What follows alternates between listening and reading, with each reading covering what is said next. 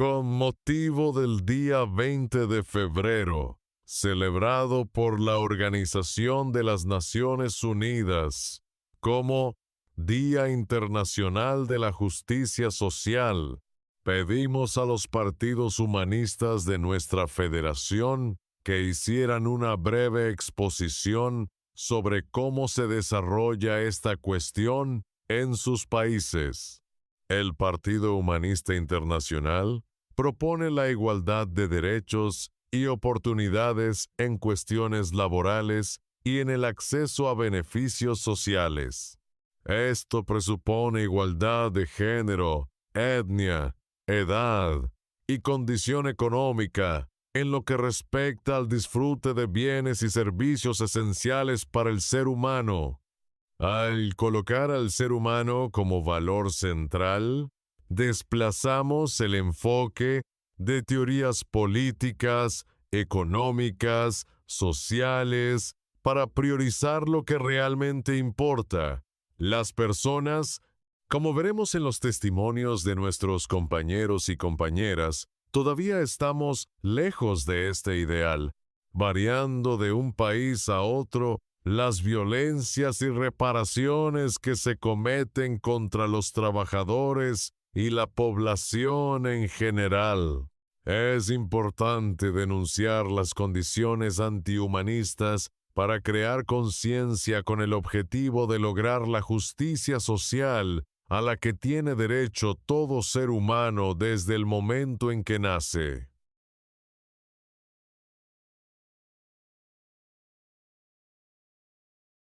¿Ya? Sí. Saludos amigos, felicitaciones y gracias por promover esta iniciativa. Lo que voy a mencionar acá se basa sobre lo que observo en la vida cotidiana y en una búsqueda que hice no exhaustiva. Después de que los ingleses ganaron la guerra contra los franceses, ellos se apoderaron de todo el territorio y metieron a los aborígenes en reservas. Algunas de esas reservas tienen carencias de servicios de base y muchos de sus jóvenes tienen problemas de alcoholismo y de toxicomanía y tienen una tendencia alta a suicidarse. Desde el 2025 los organismos que distribuyen gratuitamente ayuda alimentaria han visto el número de personas que demandan la ayuda aumentar de manera significativa. Varias provincias han elegido últimamente gobiernos no progresistas o tradicionalmente llamados de derecha. El caso de Alberta es bastante significativo. Su gobierno ya mencionó a varias oportunidades su intención de separarse de Canadá. Canadá debe entregar muchísimo dinero a la OTAN, a la corona británica y a Commonwealth o Comunidad Británica. Cada provincia aquí administra el sistema de salud y de educación. En la provincia donde vivo, la privatización de la salud comenzó ya desde hace varias décadas, pero ahora se está acelerando. Esta es la única provincia que financia a más o menos el 50% los gastos de estudio para la escuela primaria y secundaria privadas. Financia la escuela privada. Un sondeo revela que en enero del 2026, 57% de los canadienses prevén una deterioración económica, lo que muestra un clima de pesimismo. La inmigración ha sido limitada últimamente por leyes más estrictas. El reto principal es la vivienda. El aumento del número de personas a domicilio es evidente. El consumo de psicotrópicos ha aumentado. El consumo de la producción de marihuana se legalizó, pero sin una campaña de educación y sensibilización. Y por último, la economía de Canadá está estrechamente ligada a la de Estados Unidos. Gracias de nuevo por la iniciativa. Para los y las humanistas, la justicia social se basa en establecer para todo ser humano, por el simple hecho de nacer, iguales derechos e idénticas oportunidades. Justicia social es que todo ser humano, por el hecho de vivir en un medio social, acceda a una adecuada alimentación, sanidad, vivienda, educación, vestimenta, servicios y el ejercicio de su libertad de pensamiento y de acción, con el único límite que pone el perjudicar a los demás. Además de esto, llegada a cierta edad, necesita asegurar su futuro en condiciones dignas, por el tiempo de vida que le quede. Las y los humanistas no necesitamos abundar en argumentaciones cuando enfatizamos que el mundo hace décadas que está en condiciones tecnológicas suficientes para solucionar en corto tiempo los problemas civilizatorios ligados al pleno empleo, la alimentación, la salud, la vivienda y la instrucción. Si esta posibilidad no ocurre, si se profundiza la injusticia social a nivel planetario, es sencillamente porque la monstruosa especulación del gran capital lo está impidiendo. En nuestro país no hay nada excepcional que nos diferencie del resto de la región latinoamericana respecto a la injusticia social. Los márgenes de la pobreza aumentan día a día, así como el desempleo y la precarización laboral. El actual gobierno del Frente Amplio no ha mostrado diferencias con el anterior gobierno conservador. Muestra de ello es que la oposición de derecha vive elogiando al ministro de Economía del Frente Amplio.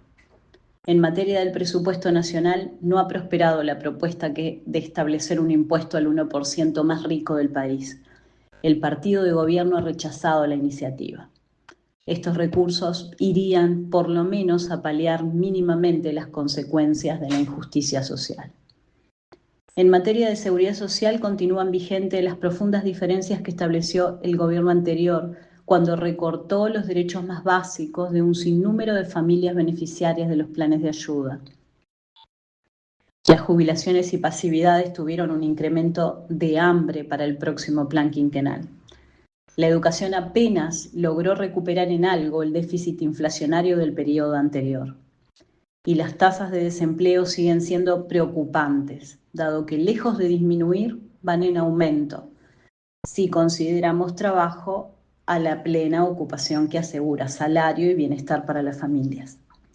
Uruguay es un país con condiciones sobradas para producir alimentos, construir viviendas de calidad o acceder al agua potable.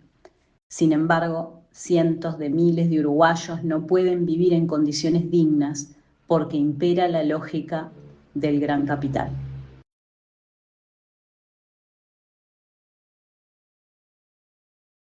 Constitution of India not only provides for a positive discrimination towards women and children, but also towards marginalized people in the society, including scheduled caste and scheduled tribes, with the intention to provide equal opportunities and to bring about an equality in the longer run. In spite of this, and in spite of 75 years having gone by, this intention is yet to reflect in reality. And in this current scenario, wherein the Modi government is in its second term, dubiously elected into the second term, my hometown Tirupur, which is known as the Knit City and which was earlier part of the Coimbatore city, which is also known as the Manchester of South India, for obvious reasons, for the flourishing textile industry here. It had opened its doors for employment of laborers not only from various districts in the state but also from various states in the country. This industry has been hit hard by a chain of actions, starting from the demonetization, where the high value Indian currencies were demonetized, followed by a harsh GST regime, and then the COVID-19, which of course wasn't Modi's fault, but again, the Tirupur industry was hit. And currently, the tax war that Trump's administration has waged against every other country, including India. The Tirupur industry has been hit hard again and again. The employment opportunities have faded, and a rising unemployment situation is seen here. Now, I speak for one town here, one municipality, which now has become a district in 2007, also reflecting the scenario here in Coimbatore, which is a sample space, if not reflecting the entire country's situation. Again, this is a sample space which I can vouch for with first-hand information and observations. The unemployment and the inequalities are widening.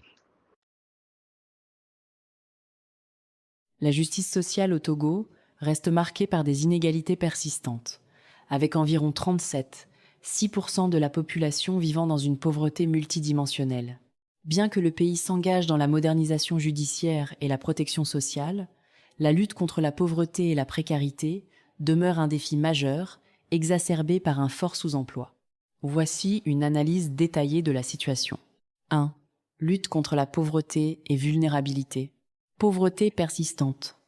Une part importante de la population, notamment en milieu rural, vit dans la pauvreté, avec des disparités marquées entre les zones urbaines et rurales. Initiative gouvernementale.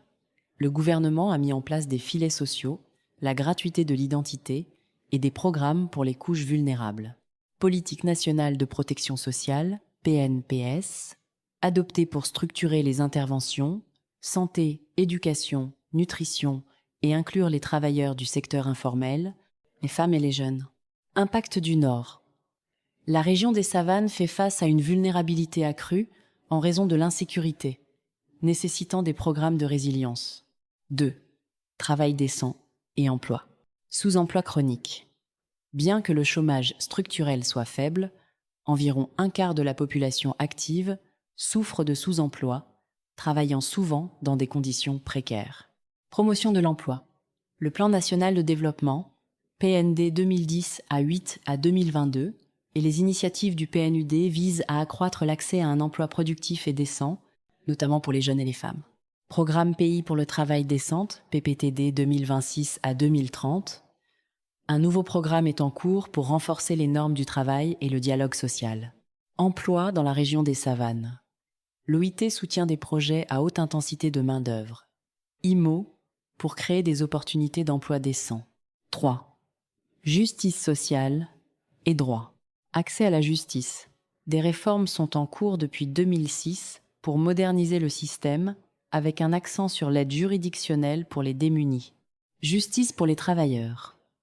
La Cour de justice de la CEDEAO a récemment souligné la nécessité de protéger les droits des travailleurs, notamment dans des cas de licenciement abusif. Défi de gouvernance. Des critiques persistent concernant l'effectivité de la justice sociale, pointant parfois un manque de volonté dans la mise en œuvre des politiques de réduction de la pauvreté. En somme, le Togo est dans une phase active de réforme pour améliorer la justice sociale, mais la matérialisation de ces efforts pour réduire la pauvreté et garantir un travail décent pour tous reste une lutte continue. Travail décent pour la cohésion sociale et la résilience. En el Ecuador se ha vivido dos épocas contrastantes, una la del presidente Rafael Correa y la otra con gobiernos de derecha sometidos a condiciones del Fondo Monetario Internacional y de Estados Unidos. Al momento, la canasta básica familiar en Ecuador para enero del 2026 se ubicó en $821.80 según el Instituto Nacional de Estadística y Censos. El salario básico unificado en enero del 2026 es de 482 mensuales, lo que genera una brecha significativa en el costo de la canasta. El gobierno actual de Daniel Noboa expone y difunde que la pobreza se ha reducido al igual que el desempleo. Esto manipulando datos y promocionando pseudo proyectos sociales. La pobreza multidimensional ha crecido en más del 6.5% en los últimos 10 años, pasando del 35.1% al 41.7%, y la pobreza extrema del 13.9% al 18.1%. En el tema de desempleo se puede indicar que el empleo adecuado, es decir, el formal con contrato y beneficios sociales, ha caído del 33% al 37.1%, aunque el gobierno actual no menciona el aumento en los trabajos temporales y ocasionales y oculta el incremento del subempleo. La inflación anual de enero 2025 a enero 2026 ha subido hasta el 2.44% y las supuestas compensaciones que el gobierno ha establecido no cubren los gastos cotidianos de la mayoría de la población, como fue el aumento del precio de la gasolina en un 65%. Uno de los sectores más afectados por esta situación son los jóvenes recién egresados de las universidades que no encuentran empleo ni sueldos adecuados, y en peor situación, los jóvenes sin estudios profesionales. La carencia o escasez de medicinas y de atención médica social adecuada es un temor en el que está cayendo la mayoría del país. Pareciera se lleva adelante un complot contra el servicio social médico y de igual manera con el tema de la educación fiscal, a la que se ha reducido su asignación económica. Se vive al día con educación deficiente y con el temor a la enfermedad. Esto se percibe y registra no solo en la población en general, sino cada vez más en los cercanos a uno.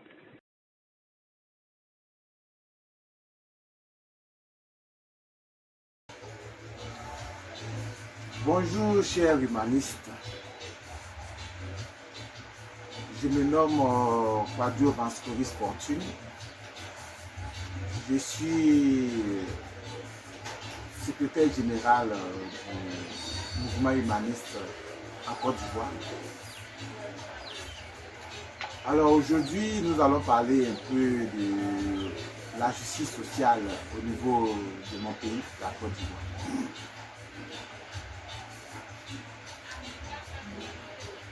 La justice sociale a évolué depuis quelques années. Nous avons passé pratiquement 9 ans, ou plus 10 ans, dans une crise sociale qui a commencé depuis 1999 à un coup d'État. Ensuite, il y a eu une élection contestée et après ça, il y a eu vraiment des soulèvements militaires et nous avons passé des années sur des années jusqu'à ce qu'il y ait une élection en 2010 encore contestée et qu'on se retrouve maintenant dans une période de pratiquement 15 ans de paix. Alors, il y a une évolution de manière positive. Il y a eu le ministère des Affaires sociales, l'initiative des filets sociaux qui consiste à sélectionner des ménages qui n'ont pas grand moyen pour pouvoir se prendre en charge. L'État leur envoie un minimum de soutien de 35 000 francs CFA, ce qui n'est pas négligeable pour certains. Et il y a, à chaque fois qu'il y a des sinistrés, des problèmes environnementaux, l'État aussi vient à leur secours. Il y a eu des catastrophes à travers des pluies diluviennes, des tempêtes qui ont ravagé pas mal de maisons. L'État leur vient en aide. Il y a eu aussi la carte assurance maladie universelle où peu importe ta situation sociale, avec 70% qui est pris en charge par l'État et 30% par les patients, et vous payez uniquement 1000 francs CFA par mois, ce qui revient à 1,5 € par mois. Et vous pouvez aller dans les hôpitaux, vous faire soigner et aller même dans les pharmacies pour prendre les médicaments. Que tu sois diabétique, que tu aies la tension, tout est pris en charge par l'assurance maladie universelle. C'est une très bonne initiative. C'est vrai, nous sommes un pays en voie de développement, il y a toujours assez à faire, il y a beaucoup à faire, mais déjà il y a cette politique de ramener les hôpitaux vers la population. Donc les hôpitaux de proximité qui sont dans une circonscription de 500 habitants. Vous avez une maternité qui est là, vous avez une école qui est là. Donc ça empêche que les enfants ou les femmes qui sont en travail puissent parcourir de longues distances. Ça, c'est des actions à féliciter. Donc, nous sommes dans le domaine où il faut toujours améliorer, il faut toujours améliorer, il faut toujours améliorer. Donc, je peux dire que la Côte d'Ivoire est en train d'écrire une histoire de sa politique sociale qui est très très avantageuse et nous encourageons notre gouvernement à toujours œuvrer. Et ce qui est encore très intéressant, c'est que le gouvernement écoute la population. Quand la population n'est pas contente, le gouvernement est présent, les écoute et trouve des solutions. Il y a une très bonne communication entre le gouvernement et la population au niveau de la Côte d'Ivoire. En tout cas, nous sommes très contents. Nous sommes très fiers de cette initiative. Il y a encore beaucoup à faire, mais ce qui est déjà fait est à saluer. Et c'était un peu ma contribution pour cette rencontre sur la politique sociale. Et je vous remercie. A justiça social no Brasil é um tema central para compreender os desafios e as contradições do nosso tempo. Trata-se da busca por uma sociedade mais equilibrada, onde todas as pessoas tenham acesso real a direitos básicos como trabalho digno, educação, saúde, moradia e oportunidades de desenvolvimento. Nos últimos 10 anos, o país viveu avanços importantes, mas também enfrentou retrocessos significativos, especialmente no campo trabalhista. No âmbito das conquistas, podemos destacar a ampliação do debate público sobre direitos sociais e a valorização de políticas de inclusão.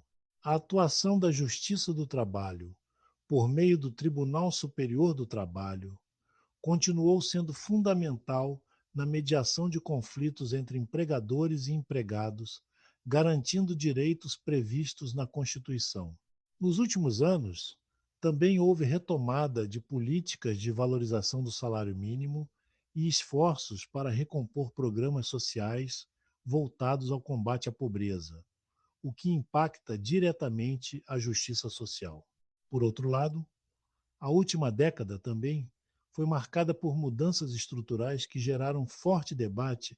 A reforma trabalhista, aprovada durante o governo de Michel Temer, em 2017, alterou profundamente a consolidação das leis do trabalho. Seus defensores afirmam que ela modernizou as relações de trabalho e estimulou a geração de empregos. Já os críticos apontam que a flexibilização de direitos enfraqueceu a proteção ao trabalhador, ampliou formas de contratação mais precárias e reduziu o poder de negociação coletiva em diversos setores. Além disso, o crescimento do trabalho por aplicativos e da chamada uberização da economia trouxe novos desafios. Muitos trabalhadores passaram a atuar sem garantias, como férias, 13º salário e previdência adequada, o que coloca em debate a necessidade de atualizar a legislação para proteger esses profissionais. Quando falamos de desigualdade social, o Brasil historicamente figura entre os países mais desiguais do mundo. Apesar de avanços pontuais na redução da pobreza em determinados períodos, crises econômicas recentes e os impactos da pandemia ampliaram a vulnerabilidade de milhões de pessoas. A concentração de renda, as diferenças regionais e as desigualdades raciais e de gênero continuam sendo obstáculos estruturais para a plena justiça social. Em síntese, o Brasil vive uma encruzilhada. A construção de uma sociedade mais justa depende do fortalecimento das instituições democráticas, da valorização do trabalho, da ampliação de políticas públicas inclusivas e do compromisso coletivo com a redução das desigualdades, A justiça social não é apenas um ideal abstrato, mas uma necessidade concreta para garantir dignidade e futuro para toda a população.